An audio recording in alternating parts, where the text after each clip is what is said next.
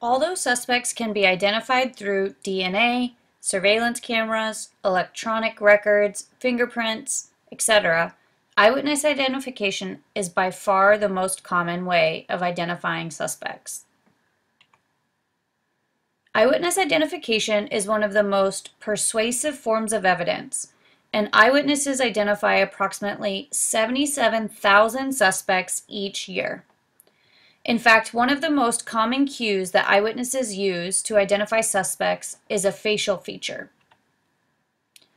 Additionally, research on juries suggests that juries cannot tell the difference between an accurate and an inaccurate witness. For example, an accurate witness is believed about 68% of the time, while an inaccurate witness is believed about 70% of the time. So why are juries so convinced? Well, juries find eyewitness identification the most persuasive when it meets certain criteria. They tend to find eyewitnesses who provide a lot of detail more persuasive, even when some of the detail is very trivial. Second, juries tend to believe someone more if they are confident in their memories. And lastly, juries are more likely to believe an eyewitness that is an adult, as they tend to believe children and older adults are more susceptible to persuasion.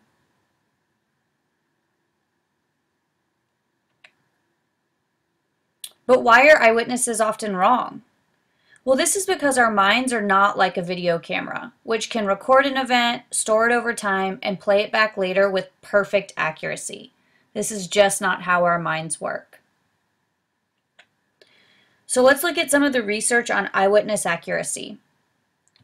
This is data from the UK, which has tended to be better about, which the UK has been better about documenting as well as standardizing their procedures. Overall, the UK has found that in real-life cases, when the suspect is present in the lineup, just under 45% of the witnesses pick the suspect, about 35% decline to make a choice, and 20% pick an innocent person. They have also found that when the suspect is not in the lineup, 48% of eyewitnesses still choose somebody. It is important to note that similar results have been found in the US and in laboratory studies. Ultimately, these results show that the over-inclination to choose is greater than not selecting an innocent person.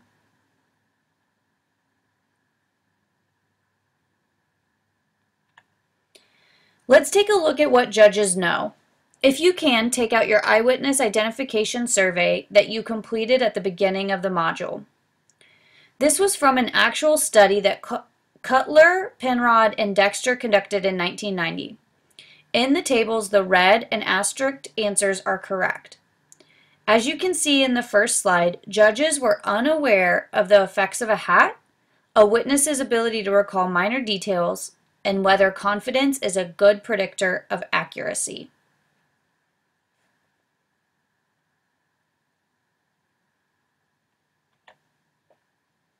On this slide, we can see that judges were unaware of whether witnesses are more likely to misidentify someone in a culprit-absent lineup when it is presented in a simultaneous as opposed to sequential procedure. Judges were also unaware of the rate of memory loss for an event. It is also important to note the number of judges that answered "I don't know" to all of these prompts.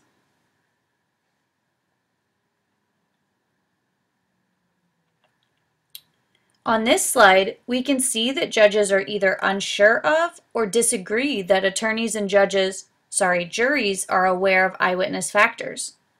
This is interesting considering the jurors are placed in a position of being able to determine whether the evidence is credible or not, and how much of it should be weighed in on their decision. Overall, we can see that judges were often wrong on important issues, such as whether eyewitness confidence at trial is a good predictor of eyewitness accuracy, and whether juries can distinguish between accurate and inaccurate witnesses.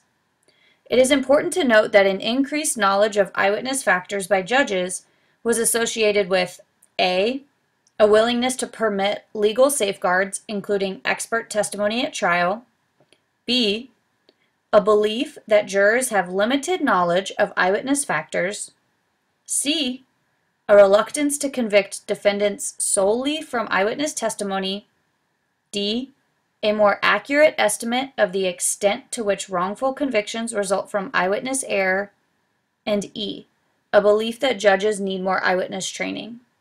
So as you can see, the more educated judges have been about eyewitness testimony and the factors surrounding accurate eyewitness testimony, the more able they are to step aside and put in safeguards and understand the fallibility of eyewitness testimony. Let's switch gears for a minute and talk about how perception and memory work. In order for an eyewitness to be accurate, they must go through 3 stages of memory processing. The first stage is acquisition or encoding, which involves what people notice and perceive. The second stage, storage, is what gets stored in your memory.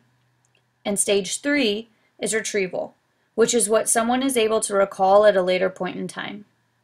Error in the memory process can creep in at any one of these points. Stage 1 involves the acquisition of information. During encoding, many aspects of a stimulus can affect how it is encoded, such as if it is seen briefly, it may not be fully encoded. Furthermore, the complexity of an event also affects encoding, but it is not a straightforward relationship.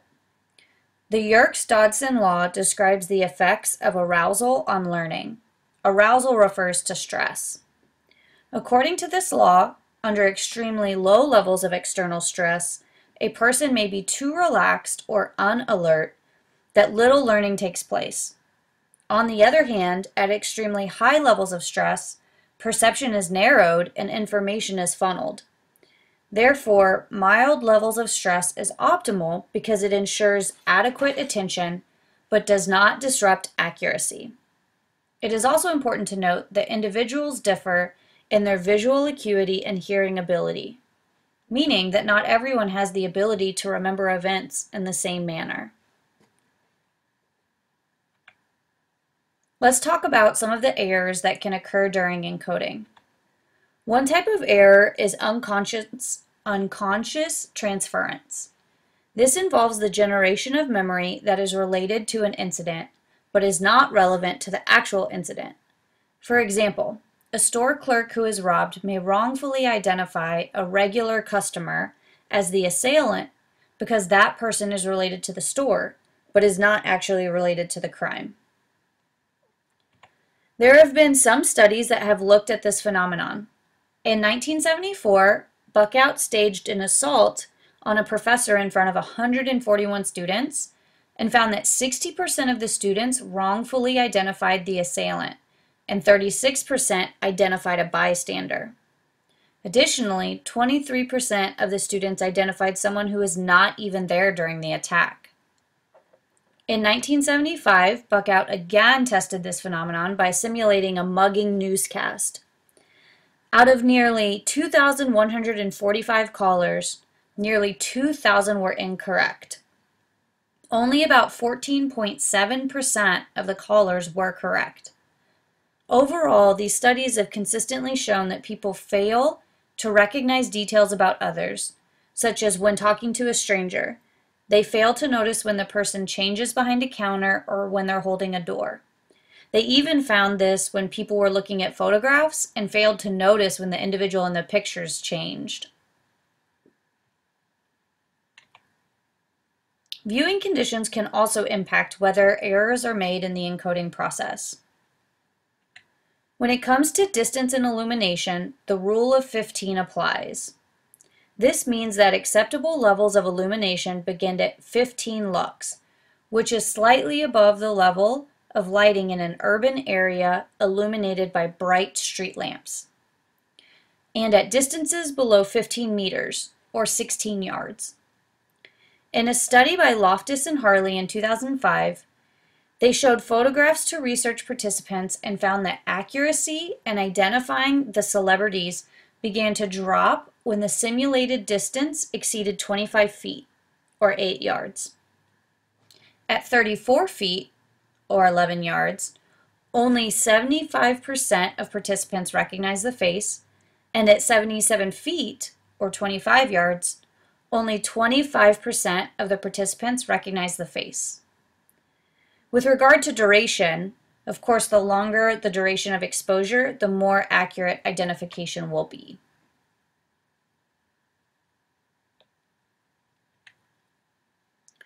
As we just discussed, the accuracy of eyewitness identification depends on the viewing conditions at the time the crime was committed. However, as you can see in this graph, most jurors believed that witnesses could correctly identify the criminal even when viewing conditions are poor.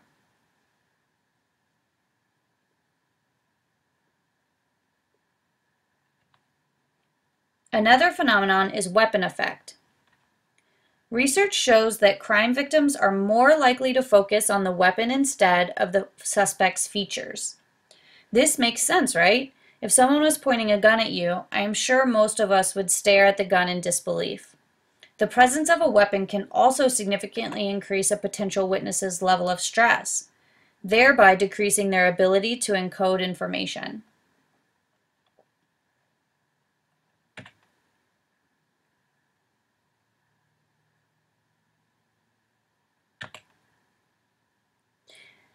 How many gorillas did you notice in the last slide? Did you even think or see the gorillas?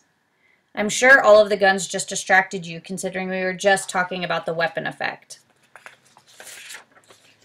In the last slide, there were 5 gorillas total. But the point being, overall, the information people notice and pay attention to is also influenced by what they expect to see. Research has confirmed that people are poor at noticing the unexpected. Let's see how good your observation skills are.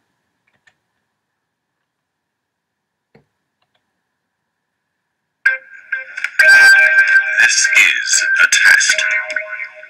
How many times does the white team pass the rubber band ball?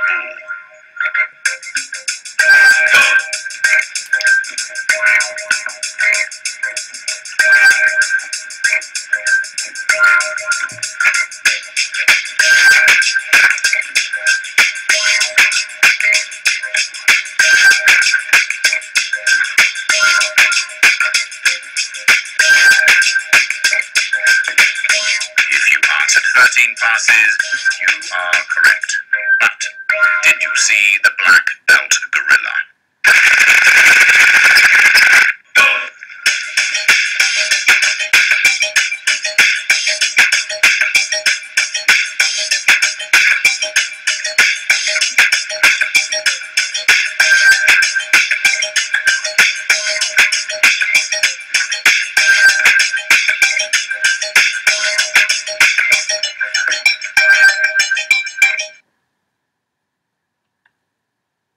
Did you notice the black belt gorilla? I have to admit, the very first time I watched that video, I absolutely did not notice it. I was too busy counting the balls. Anyways, let's move on to talking about identifying suspects of different races than our own. This is called cross-race identification, and research has found that people are less accurate in identifying suspects of another race than their own. This difficulty is related to recognizing and processing faces and facial expressions. As a result, studies have found that eyewitness accuracy increases when witnesses are identifying someone of their own race. This relationship appears to be the strongest when white or Caucasian witnesses are attempting to recognize Black or African American suspects. Additionally, college students were found to be better at recognizing faces of people their own age rather than faces of middle-aged people. And similarly, middle-aged people were better at recognizing faces of people their own age other than faces of college students.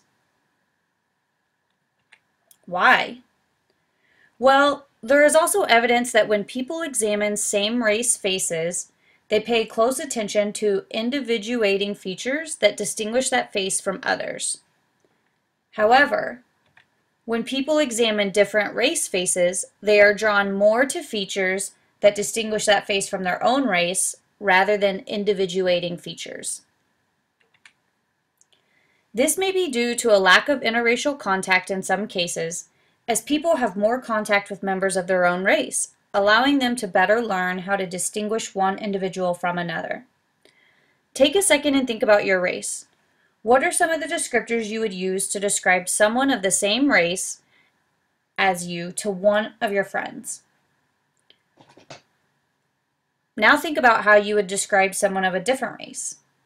Do the descriptors get much more general, such as they had lighter or darker skin? It is important to note that this effect is asymmetrical, meaning that it applies to all races attempting to identify other races.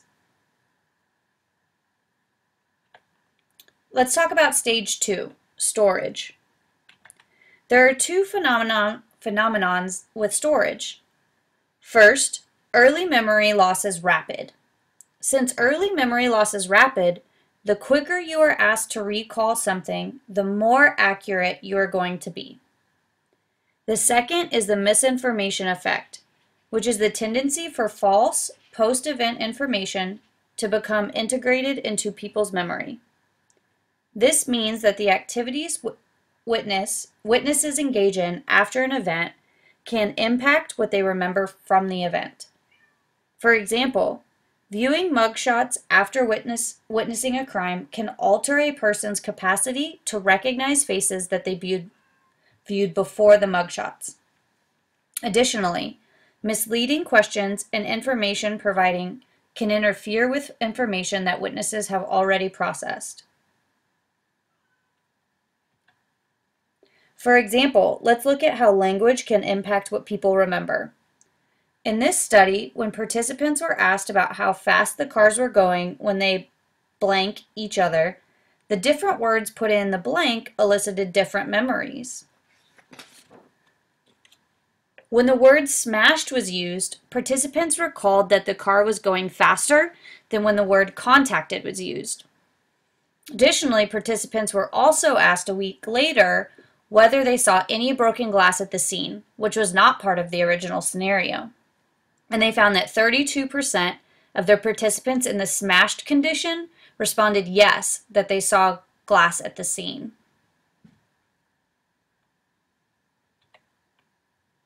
Lastly, stage 3, or retrieval. With this stage, the type of retrieval cue can affect how memories are retrieved. There are 4 basic ways that information can be pulled away from long-term memory. If it made it to long-term memory, that is. The first is being able to access information without being cued, such as a fill-in-the-blank test. This is referred to as recall.